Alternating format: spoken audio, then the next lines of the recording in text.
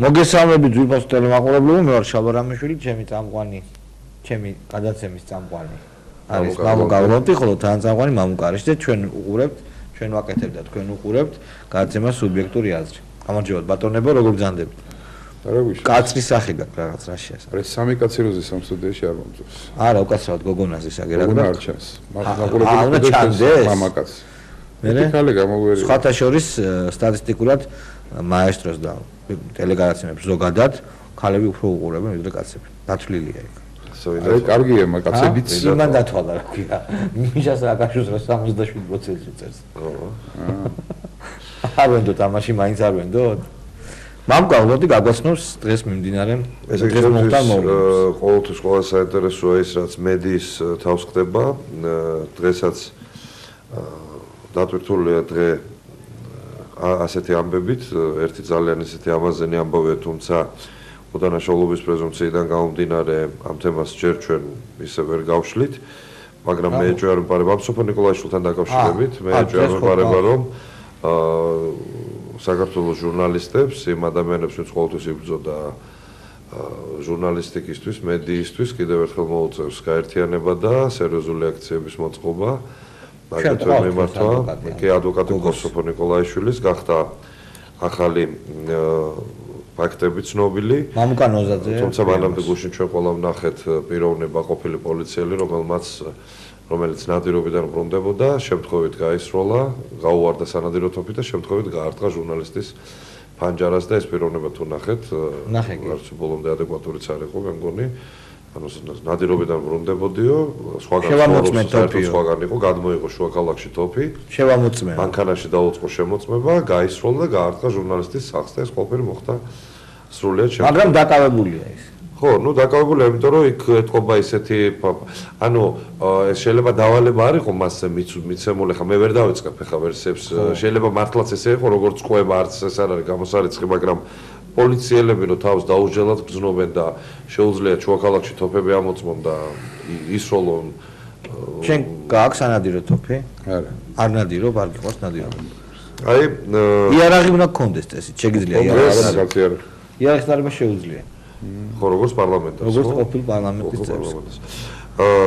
ახალი ამბები ხდება, ფაქტები ხდება ცნობილი, სოფო ნიკოლაიშვილის ადვოკატი მამუკა ნოზაძე, რომელიც დღეს თუმრად მოყოლება ჩვენ და გაგორკოს დეტალებში, აღწერს ასე ამბავს ამ ისტორიას, რაც მოხდა ამ გოგონას თავზე, რომ ის ამბობს, რომ ჩვენებაში დეტალურად აღწერა, რომ 2011 წლის 2 ნოემბერს გიორგი საბაშვილმა, ამ პოლიციელმა, გაუპატიურა გაუკუღმართებული ფორმით სოფო კონდაკარგულ გოგონას ფოტოები გადაუღეს, რის შემდეგაც პოლიცია მუდმივად აშანტაჟებდა, ვერბოვკას უკეთებდა, ემუქრებოდნენ ამ ფოტოების გამოვაქვეყნებთო. რადგან სოფოს მამა დავით ნიკოლაიშვილი ოპოზიციის აქტივისტია, მის საქმიანობაზე ინფორმაციას თხოვდნენ. იმის შიშით, რომ ფოტოები ოჯახს არ ენახა, გოგონა გიორგი საბაშვილს ყველა მოთხოვნას უსრულებდა. სწორედ მან გამოატანინა სოფოს მამის სეიფიდან იარაღი, ეს იყო დანაშაულის პროვოცირება. შენ გადაცემაში ჩვენ ამასწინათ ვნახეთ ცნობილი ფაქტი უკვე, როდესაც როკერას ფორმით ავერბოკებდნენ და მე არაშანტაჟებდნენ, ავერბოკებდნენ.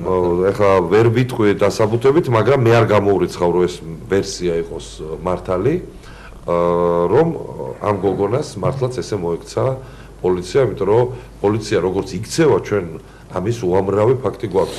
ანუ ვერავინ დაგვისვამს ჩვენ კითხვას, რატო ფიქრობ ესე პოლიციაზე. მე იმდენი ამბის შემწრე და თუნდაც ის რომ იარაღი დაუდეს მოკლეს ქუჩაში და შემდეგ ცდილობდნენ რამდენი ფაქტი ვიცით ესეთი უამრავი ფაქტი ვიცით ესეთი ხო ანუ ეს არ არის რაღაც გაბრაზებული კაცის პოზიციიდან ნათქვამი ჩვენ ვიცით პოლიციელები რომლებმაც ჩაიდინეს დანაშაული და დღესაც პოლიციაში არის მამუკა შენ როგორ ფიქრობ ეს ძალადობა რომელიც გახშირდა და არის პესიმისტური პროგნოზი რომ არჩევნების მოახლოებასთან ერთად უფრო მეტად შეიძლება ამ ძალადობას ჰქონდეს ადგილი რისი მანიშნებელი შეიძლება იყოს ჯერ ვიტყვი რომ სოფო ნიკოლაიშვილის გვარი მაინც სოფო ნიკოლაშვილია მე ვიცნობ მამამის იყო აქტიური წევრი ოპოზიციისა, ეს საინიციატივო ჯგუფის წევრი გახდა ხო? ქართული ოცნების კი და სხვა შორის ეს არ არის მისთვის პირველი შემთხვევა, როდესაც ის თავისი ოპოზიციონერების გამო იღებს დარტყმას, ასე ვთქვათ.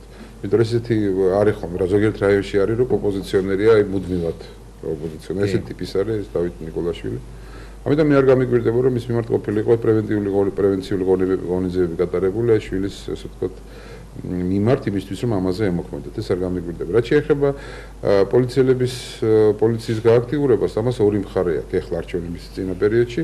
ერთი აქვს ის, რომ ასე ვთქვათ, ეს ტრადიციაში არის სამწუხარო საქართველოში და მეორე ის, რომ გზნობენ, რომ მხოლოდ პოლიციის გააქტიურებისას ზეწოლის შემთხვევაში შეიძლება სასურველი რეზულტატის მიიღონ თუ არა, ყოველ შემთხვევაში სასურველი რეზულტატისკენ იარო. მე მაინტერესებს აი იმ პოლიციურ წყვილჩინოსნობას, რომელსაც ესეთ დავალებებს აძლევენ ხელმძღვანელები.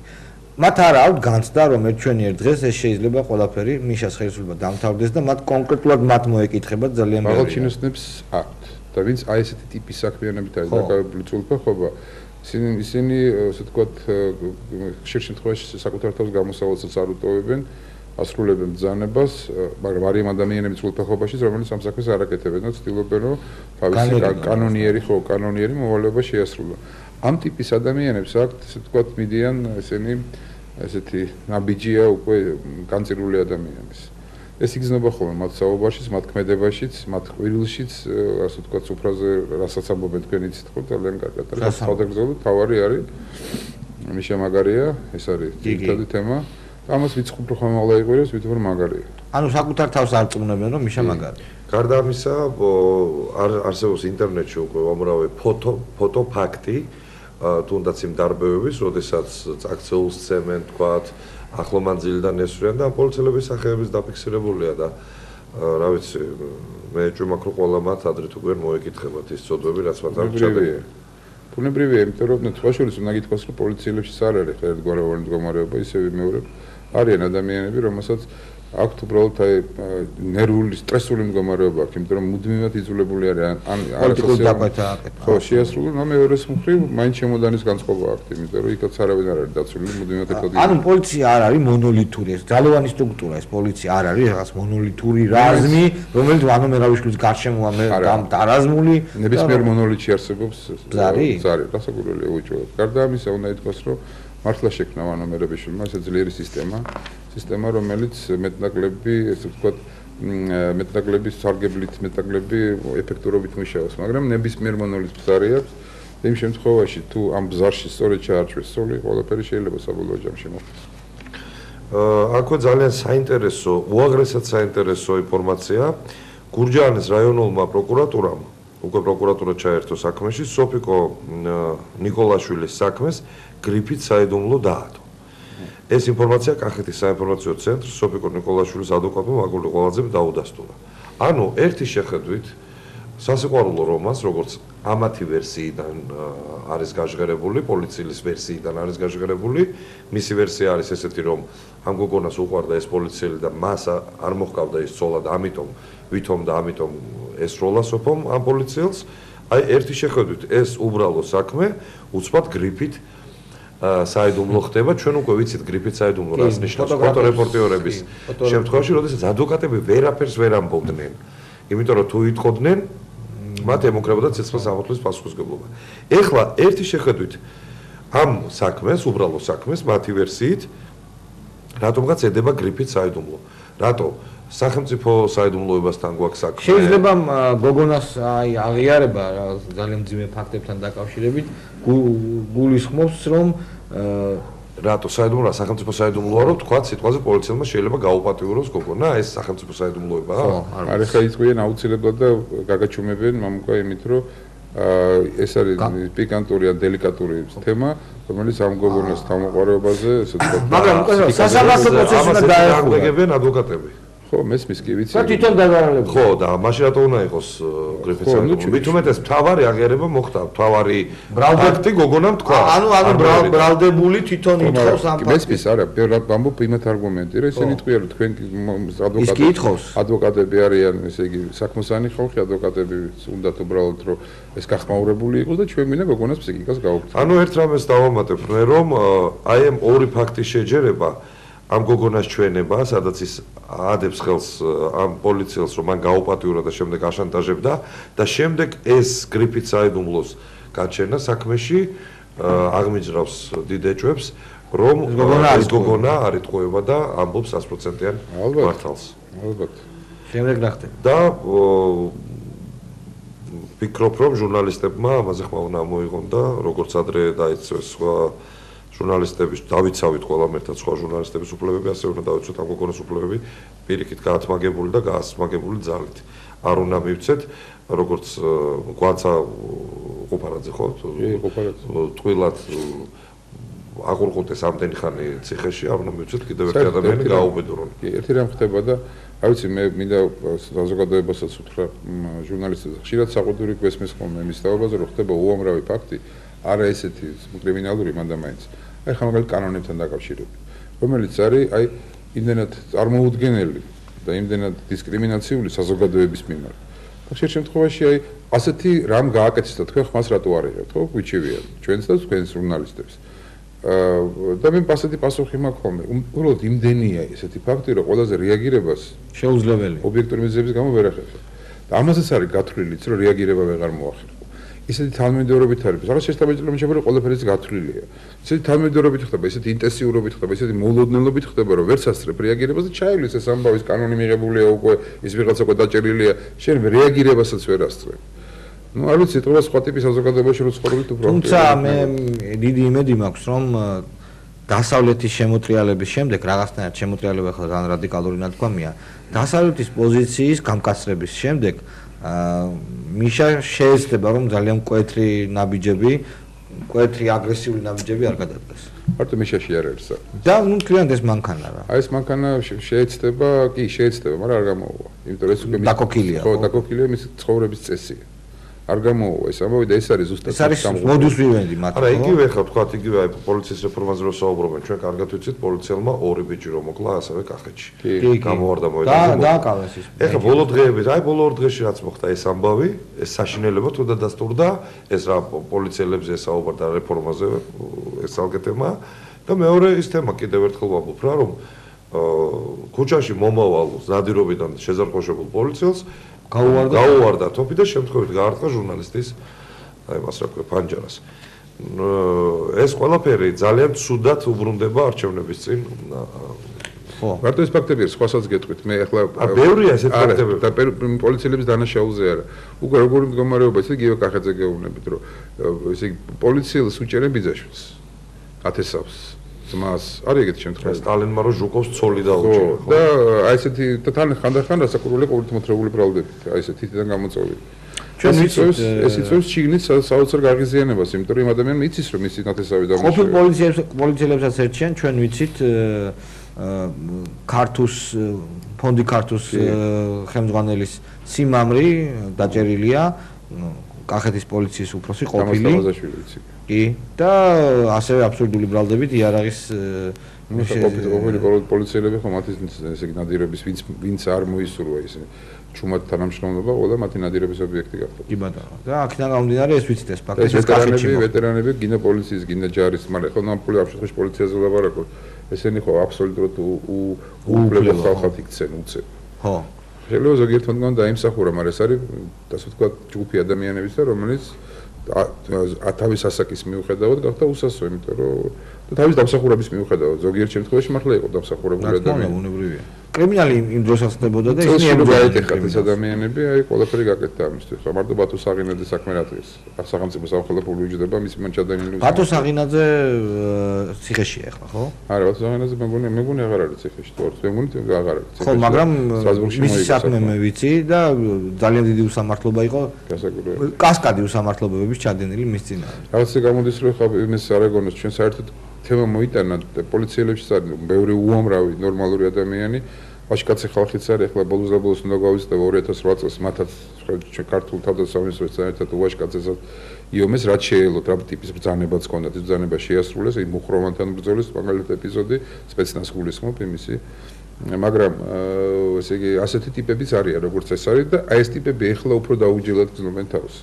ვიდრე თუნდაც არა, აქ ვიტყვი მასაც რა თქმა უნდა, ცალკეულად ჩვენ არ განვიხილავთ, მე ჩემს მაგალითს მოვყვები, რაც მე თავზე გადამხვდა, ავტოსაგზაო შემთხვევა მოხდა, პოლიციამ ისე იმუშავა, პირდაღებული უყურებდი, პატივის წემით, აი ყველანაირი მოწიწებით, მე ვიყავი ერთ-ერთი მონაწილე ამ ავტოსაგზაო შემთხვევით, ძალიან ცივილურად, ძალიან კარგად პროფესიულად მოკლედ მომემსახურნენ პატივის წემით და მე პოლიციაში რომ მივდიოდი, იქ თუ პოლიციელი იჯდა, თქვა დგებოდა და ადგილს მithმობდა, ანუ სამხრივად ჩვენ არ განვიხილავთ ამას რა თქმა უნდა, მაგრამ სამწუხაროდ ისევ თემას უბრუნდებით, რომ მარტო საჭმელი რო გაჭამოდა წყალი არ გასვა. პრობლემა ის არის, რომ პოლიცია იქცა პოლიტიკურ პოლიცია. პრობლემა ეგ არის. ეს არის მთავარი პრობლემა, რომ პოლიტიკურად ანგაჟირებული ხალხი არის. თორემ იქაც არიან, რა თქმა უნდა, უაღრესად პატიოსანი და კარგი ადამიანები, მე ბევრს ვიცნობ და ახლობელიც არის ბევრი ჩემი, ვინც პოლიციაში მუშაობს და ძალიან დიდ პატივს ვცემ მათ. და პოლიციის გარეშე არ შეიძლება ესეც ფაქტია. თბილისში დღეიდან პრესის გამავრცელებელი სტენდი ველოსიპედები გამოჩნდა, ძალიან თუ ნახეთ ეს ველოსიპედები უკვე ძალიან ლამაზია.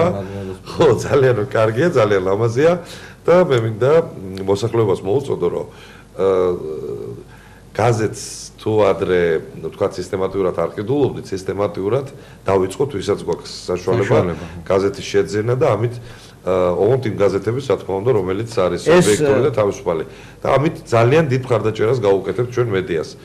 ყოველდღე შევიძინოთ, გავიჭიროთ და ერთი გაზეთი მაინც. ეს ძალიან კარგი იქნება ზაფხულის ხელდღეებში, კოლგაკ ლამაზი. ზამთარშიც კაია ველოსიპედი რო იცოდეს. ზამთარში კი. უკეთესია მეც ასე. დადიხარ ველოსიპედი ზამთარში. კი, ვარჯიშობ ხომ, თორე რომ პირველი გავიგე. მოხონდა ხო მოყვავში. არა, ეგ გავიგე. თურქეთთან მოხონდა. ყინვაში ველოსიპედი თულიაზია. თოვლი რომ მოდის პირველი, რასაც ვაკეთებ ხოლმე. ნუ შენ ველომანი ხარ? ველომანი. ასე რომ გაზეთები ვიყიდო, მეორე გაზეთები. ლაშა ტუხუს კითხე რომ აი მოტო სიგზოდა ეგო ხოლმე მიმა ხო დღეს და ამერიკა მოტოებსაც გავაკეთეთ არ ინერვიულობ მოტოებია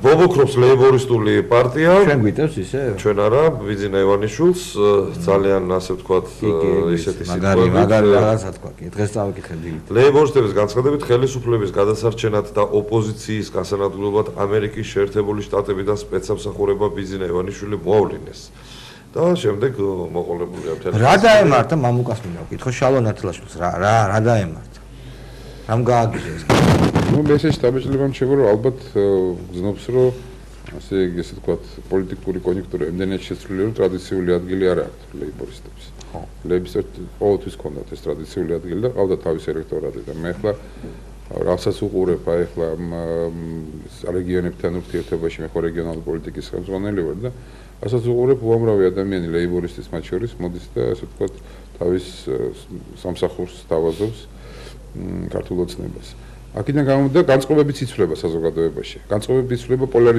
პოლარიზაცია ხდება ორ ძალას შორის ხო აი რაღაც მესამე ძალის ადგილი დაიკარგა და ეს მესამე ძალა ამ შემთხვევაში მე ლეიბორისტებს გულისხმობ და აქედან გამომდინარე გაღიზიანების ხარისხი მატულობს თან ისინი თვლიან რომ ივანიშვილი თავის ინტერვიუში თავს ესხმის ხოლმე და აკრიტიკებს და აუგად მოიხსენებს და შემდეგ და ეს აქედან გამომდინარე ხდება ეს ამბავი.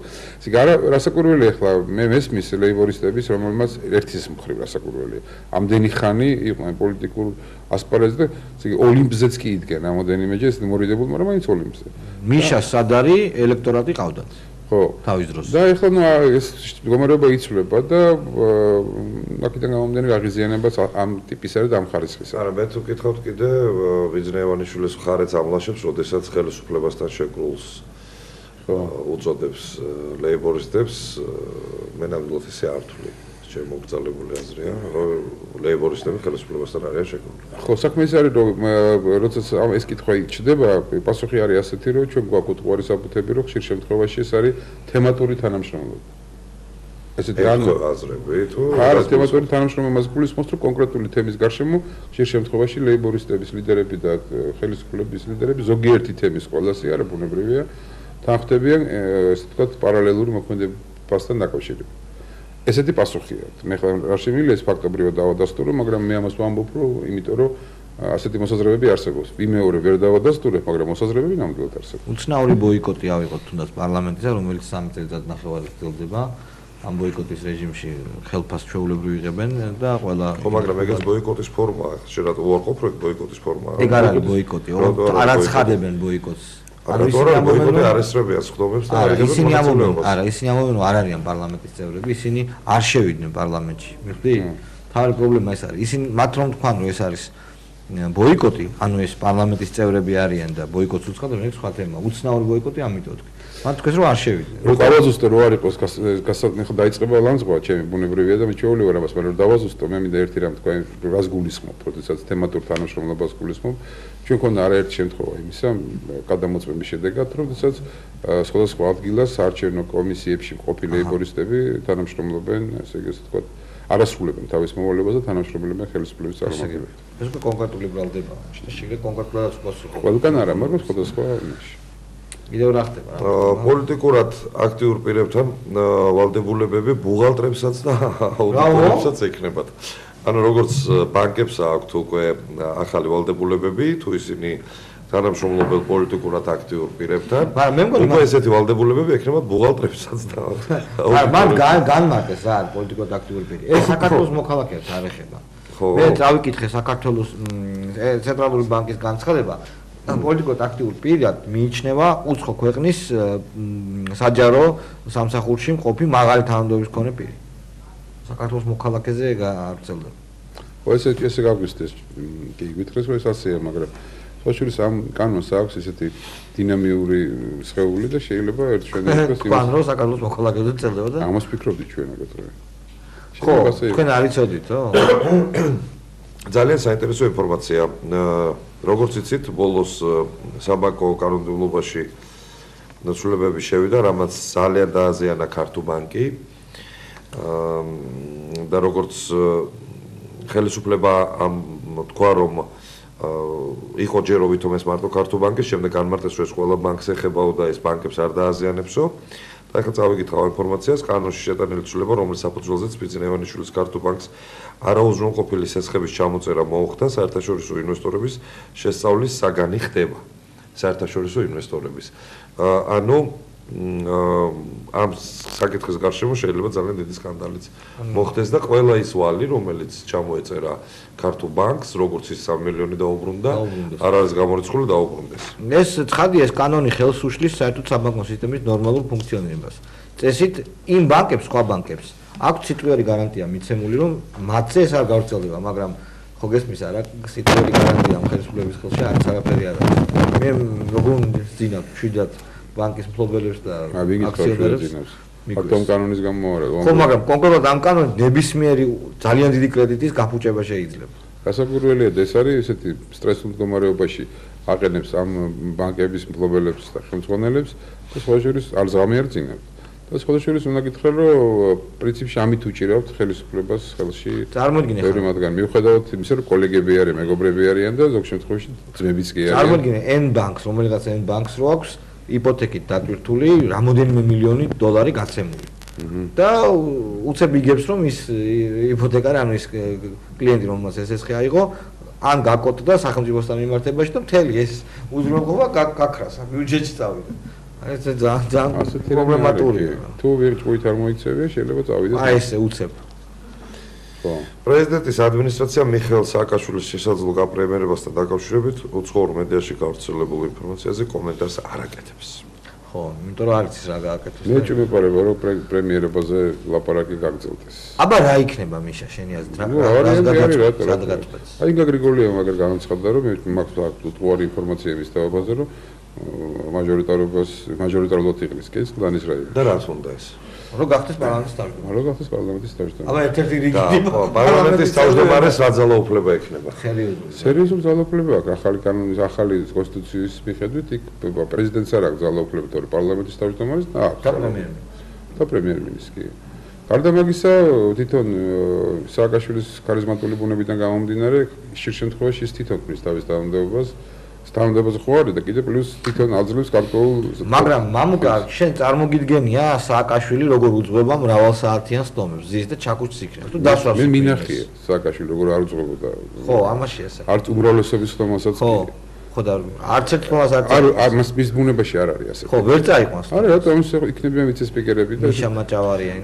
დასავლეთის დამოკიდებულება რა ემეთი შეეცვლება ის რომ პარლამენტის თავმჯდომარე გახდეს? შეიძლება რასაკვირველია, იმიტომ რომ იცი როგორ არის ხალხის არჩევანი განსაკუთრებით თუ გლდანს ვივარაუდებთ მართლა. ხალხის არჩევანი ეს არის დასავლეთის დემოკრატიული ფასეულობებში გადამწყვეტი. და განსაკუთრებით თუ ეს არის არჩევანი მიღწეული პატიოსანი გზით. ერთი გაგაცნობია, მაგრამ მივხვდით შინაარს ალბათ ყველა. აი ვინ უნდა დაუპირისპირდეს? აი გლდანში ბიზინა ივანიშვილი უნდა დაუდგეს? გავცალს ახლა და მოუგებს მე მგონი. არა, ბიზინა ივანიშვილი დაუდგება თუ არის მეორე საკითხია. არა, იცი როგორ არის? ბაშორის ასეთი ტიპის კანდიდატთან ბრძოლას მებრძოლი რამოდენიმე ვიცი, სადაც არ მინდა დავასახელო, ქართულ პოლიტიკურ სპექტრში სიამოვნებით მიიღებს. გუბას სანიკიძე მაგალითად? თუნდაც, სიამოვნებით მიიღებს. გუბას სანიკიძე რომ დაუპირისპიროთ ეს გლდანში. არა, მე არ მოიგებს ამ შემთხვევაში. გუბაში ლექსენი საიდან არის? რუსთაველია? არა კაცო. აბა? ვეძის. ხო, უკაცრავად ვიდო, ლექსენი უკვე ჩვენსკენ არის. ჩვენს გაძვავიდა. დაგვიბრუნდა? რომ დაუპირისპიროთ? რა იქნება, არა, მართლა მაინტერესებს. არა, ნუ მე იცი როგორ არის ხო, მე არ ვიცი უბრალოდ ისინი ამას აპირებენ თუ არა და მე ხო ვიცი ჩვენი საზოგადოების ასე ვთქვათ ცნობიერება, ეხლა შეიძლება სახელი და გვარი დავასახელოთ, იმათ თქვა, ის გლდანში იყოს კენსა. მე მომი პიგივე გუბაზე ხო ახსენე ამას. მაგრამ აქ მეორე კითხვა ხდება, რატომ გლდანში და არა მარნეულში, ვთქვათ, მარნეულში 100%-იანი გარანტია. არა, უწდება ეხლა ეგრე არ არის მარნეულში. არა, ეს არ არის. ნიშ სააკაშვილს არა, რა მეუთხდება. არა, განა მე უკაცრავად მარნეულებზე კი არა მაქვს. არა, ნუ მას რაღაცნაირი ლეგიტიმაცია. ეს არის ყველაზე დიდი საარჩევნო უბანი, ხო? 100,000 გლდანი. ასეთი ამომრჩეველია იქ. აქედან გამომდინარე ესე იგი ეს გიგმარო მუშავდება უკვე ცხადია. კარუსელიც ხო გახსნა? ხო. შეიძლება არ განხორციელდეს, მაგრამ მუშავდება. ციხეც იქ არის, მე მგონი ციხე, ძალიან მნიშვნელოვანია, სხვათა შორის. ეგრევე? ციხეში იცი რამდენია? იქ 7,000 კაცი მაინც არის ციხეში. ხო. უი, ჯარის ნაწილიც იქ. ჯარის ნაწილიც არის ციხე, ეგ 8,000 აკადემია. ცხადია. უკაცრავად დიდი ბოდიში. რა თქმა უნდა, გლდანია, არა. აი ძალიან საინტერესო იქნება ეგეთი რამე რომ მოხდეს. ო, ეხლა დამახსენდა რომ ციხეა. ჩვენ ამით ვამთავრებთ ჩვენი განაცემის პირველ ნაწილს, ძალიან დიდი მადლობა მამუკა. კაი, გენიცო. შემოგვიხიდე და ჩვენ მამუკანოზაზე გვეყოლება სტუმრად.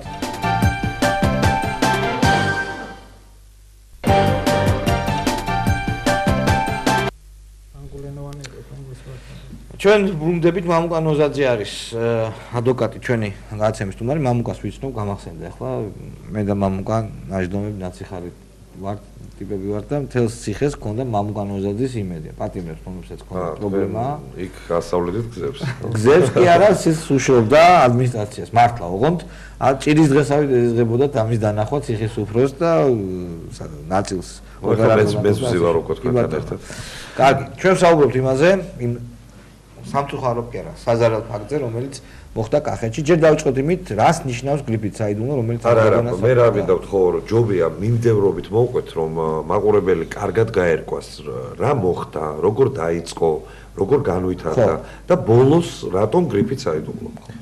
თუ ეს გრიფით საიდუმლო აძლევს უფლებას, რომ ილაპარაკოს. რატომ მე არა მაქვს ხელი მოწერილი ამ იმაზე რა ქვია პროკურატურის მიერ შეთავაზებულ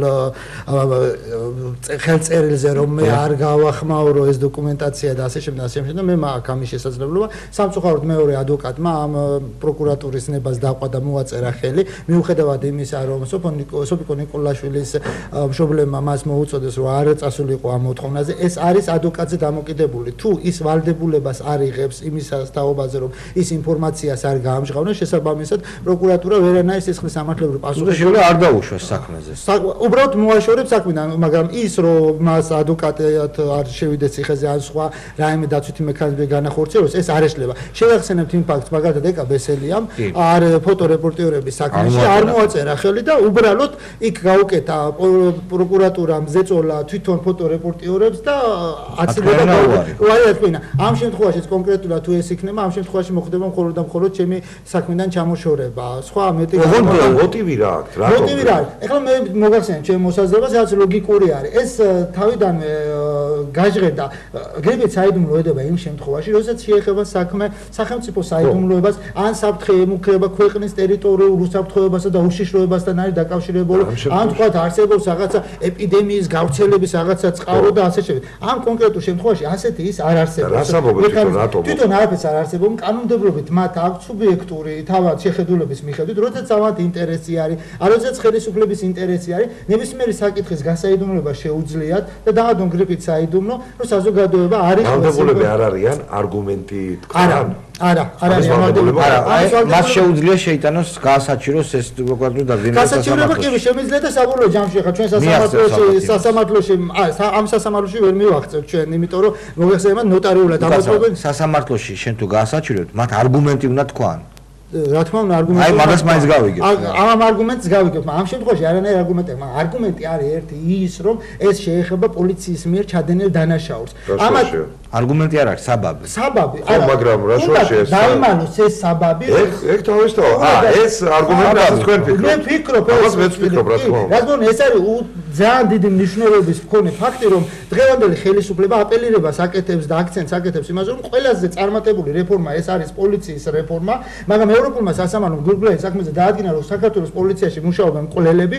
ამ ფაქტის კონკრეტულად სოფიკო ნიკოლაშვილის ფაქტი ადგენს, რომ არა მარტო მკვლელები მუშაობენ და დამნაშავეები, რომლებიც იარაღსა და ნარკოტიკულ ნივთიერებას უდებენ ადამიანებს, არიან სექსუალური მოძალადეები, ხო? დავიწყავიდან დავიწყოთ რა მოხდა. აი ეს არის გრიფით საიდუმლოს არსი, რაც ხელისუფლებას სურს.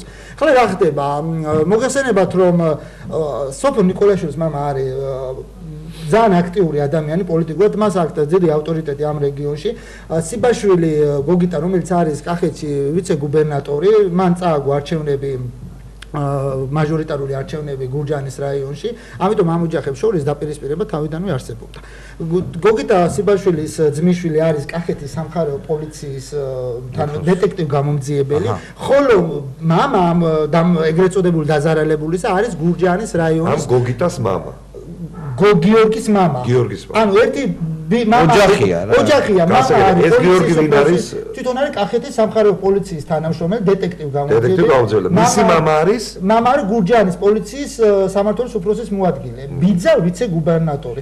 ანუ ეხლა ეს არის ხელისუფლების სიმბიოზი, როგორც ხელისუფლება, ასევე პოლიცია. პოლიცია ფაქტობრივად საქართველოში ყველაფერს განაგებს და მით უმეტეს რეგიონებში პოლიცია არის ყველაფრის ავანჩავი. რა მოხდა? თავიდან დავიწყოთ.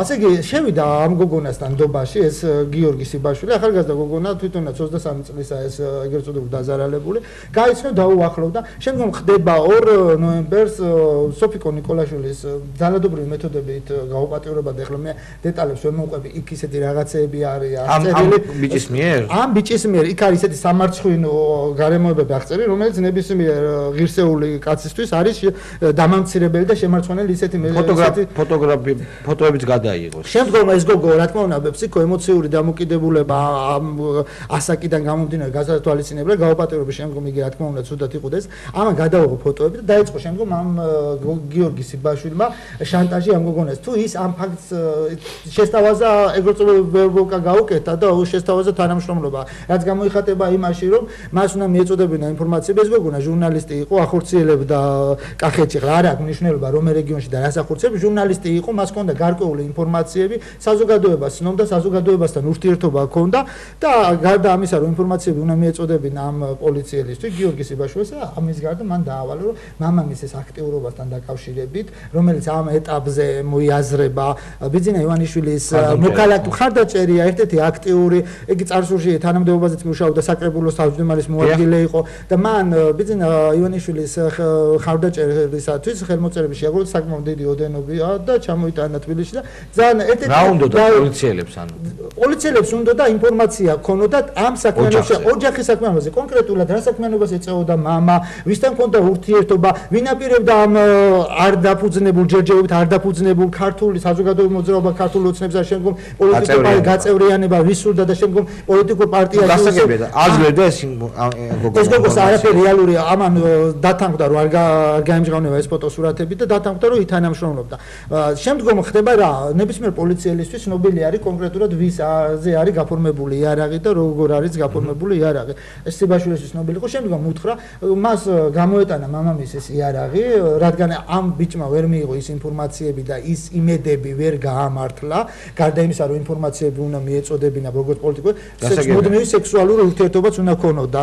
წინამდელ შემთხვევაში რეგიონი არის არ სურდა მას ის არის მრავალრიცხოვანი ოჯახის წევრი და არ სურდა ეს ინფორმაცია საზოგადოებისთვის გავხდარიყო ცნობილი ის თავის პირადი ტრაგედია ჩაიკლა თავის იმაში და აღარ უნდა ფსიქოლოგიური ტრავმა მიეყენებინა ოჯახისთვის და ეს ტრაგედია ტრაგიკული შემთხვევა გავხდარიყო ოჯახის ცნობილი.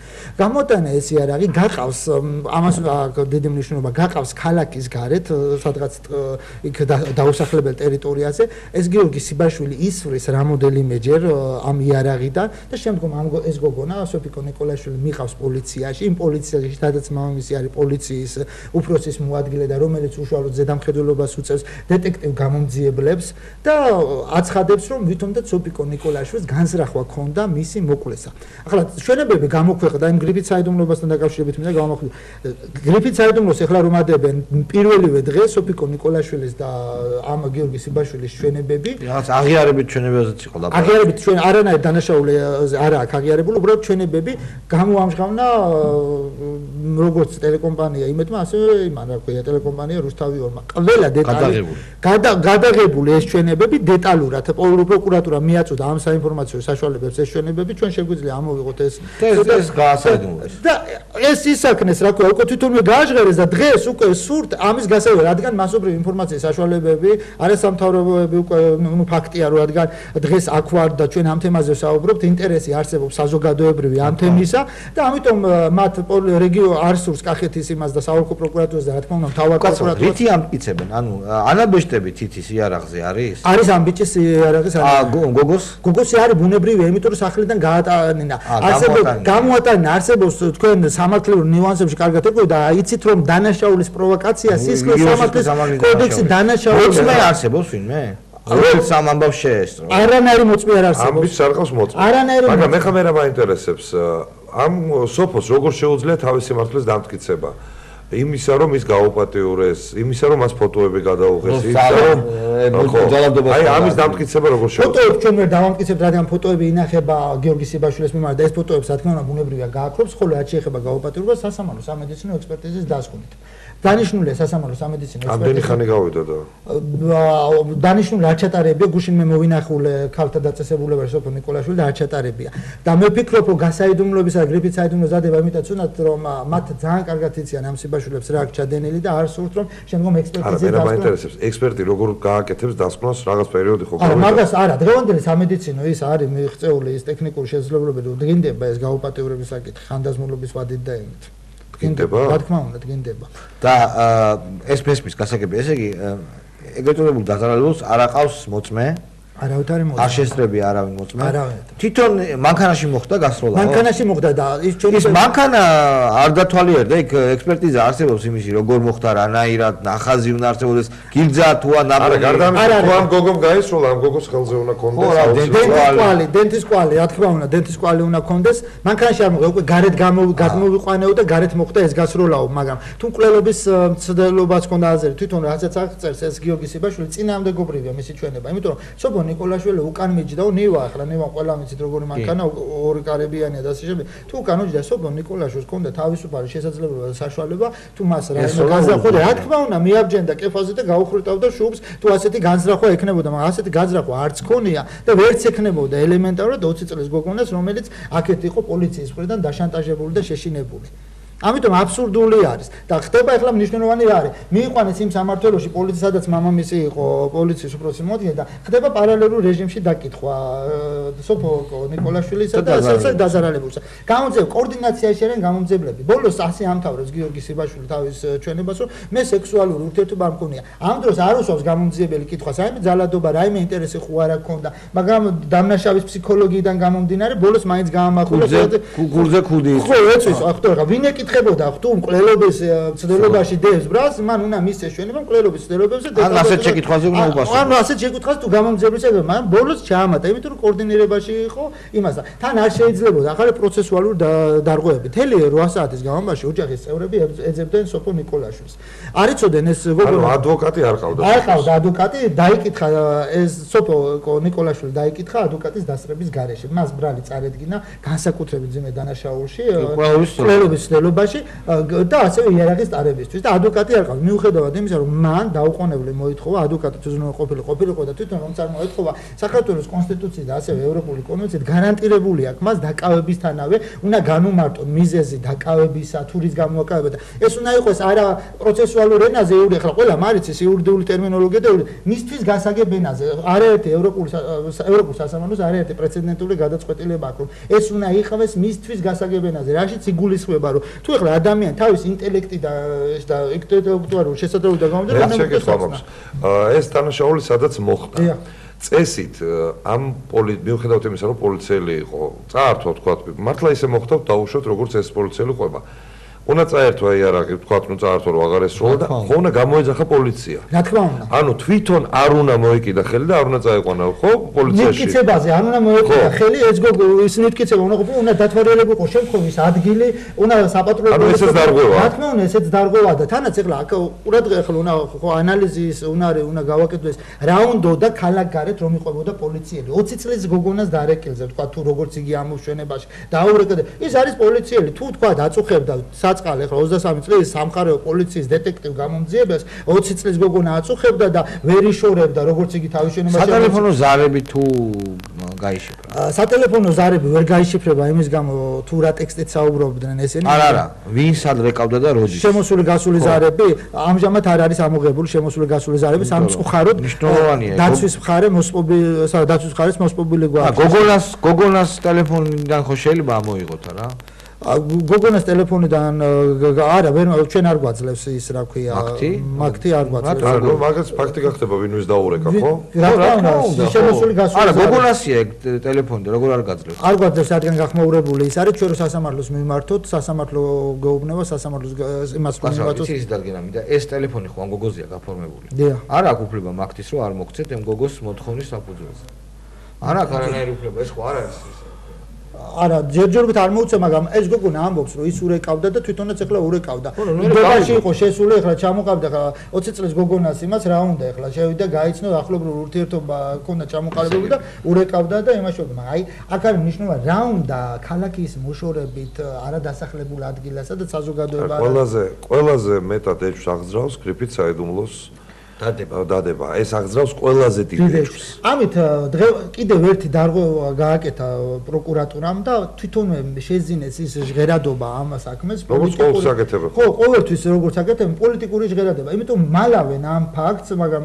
ის უკვე თვითონვე გამოაქვეყნა ამ საქმეზე სხვა მეტი მტკიცებულებები აღარაფერი ვეღარ შეიკრიბება იმიტომ ის ექსპერტიზა როგორც თქვენ დენტის კვაზია ვერ ჩატარდება უკვე იმას გასული აქვს თვითონვე არ ჩაატარებს შემთხვევის ადგილი არ არის დათვალიერებული არ არის და ეს ყველაფერი. ამათ ეგუნათ რომ ეს არის და ეხლა რა მოხდება რომ აი ამ ბიჭმა რაღაცა თქვა და ეს არის სიმართლე და ეს არის შეიძლება მათ სურთ ხო რომ საქართველოს როგორც ყოველთვის ყველაფერი გაზდით ამიტომ თქვა ბიჭმა რომ ჩემი კვლელობა ქონდა მას განზრახული და ამიტომ უნდა მაგრამ არსებობს ევროპის სასამართლოები ევროპის სასამართლო არსებობს და ასევე არსებობს საზოგადოებრივი აზრი თქვენი კოლეგაა ის ვფიქრობ რომ ისევე როგორც ჩვენ დღეს მე მქონდა შეხვედრა ძალიან ისეთ წამყვან ჟურნალისტებთან სადაც ამ თემაზე ვისაუბრეთ და ალბათ უახლოეს დღეებში ჟურნალისტებს გვექნება ჩვენ ალბათ ჩვენი აზრი ჩვენ ამ საქმეს ესე არ დავტოვებთ იმიტომ რომ ძალიან ბევრი რამე აჩენს ეჭვს ძალიან ბევრი რამე მაგრამ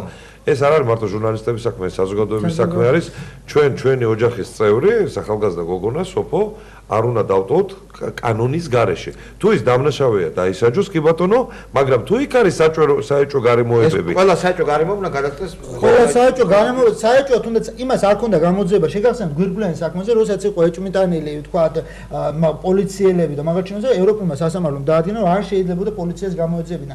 ელემენტარულად კახეთის სამხარეო პროკურატურა, ამ გურჯაანის რაიონული პროკურატურა. არ უნდა ეხლა ეს ხო იცოდა რომ პოლიცია ის იყო და ეს იყო ეს უნდა გენერალური პროკურატურას უნდა გამოეძიე მთავარ პროკურატურას დიდ მადლობა ინსპექციას. ჩვენ დრო ამოიწურა ძალიან დიდი მადლობა მამუკა რომ მობრძანდი აგვარკვია ამ საქმეში ჩვენ რა თქმა უნდა ვიძლევით პირობას რომ ინტენსიურად დავინტერესდებით ამ გოგონას ბედით. მე გემშვიდობებით ხვალდილამდე, ხოლო ხვალ საღამოს მამუკასთან ერთად კვლავ დავუწყებთ გადაცემას სუბიექტური აზრი. კარგად.